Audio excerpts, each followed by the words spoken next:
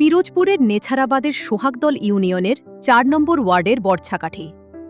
যে বর্ছাকাঠি একসময় এই এলাকায় ছিল চেরাই কাঠ ও গোল কাঠের অন্যতম বড় বাজার।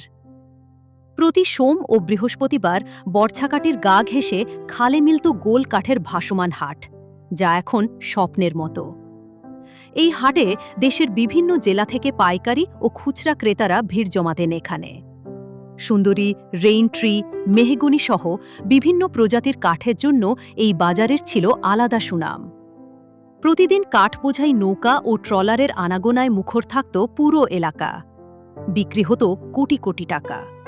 কিন্তু কালের বিবর্তনে সেই চিত্র এখন বদলে গেছে। কাঠের সংকট, মূল্যস্ফীতি আর ক্রেতা শূন্যতায় ব্যবসা প্রায় বন্ধের পথে। এর সঙ্গে যুক্ত হয়েছে বিদ্যুতের ঘন ঘন লোডশেডিং। ফলে চেরাই মেশিন চালানোও হয়ে পড়েছে কঠিন। আগে প্রতিদিন ভালো বিক্রি হতো, এখন দিন যায় কোনো কাঠ বিক্রি হয় না। লোনের কিস্তি দিতে খুব কষ্ট হচ্ছে।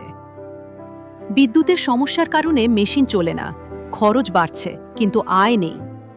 একাধিক ব্যবসায়ী বলেন, বর্তমানে উপজেলার বিভিন্ন স্থানে ছড়িয়ে ছিটিয়ে আছে এই ব্যবসা। এটাও আমাদের ব্যবসা মন্দার কারণ।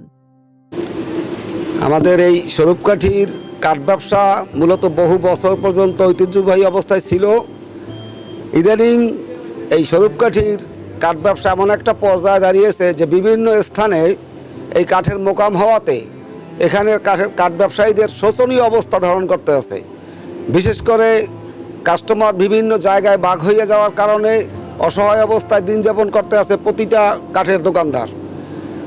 অন্যদিকে কারেন্টের যে ভয়াবহ সমস্যা, এই সমস্যার কারণে দরিদ্র কাঠ ব্যবসায়ী যারা, তারা মরতে আছে একদম খুব খারাপ অবস্থায়।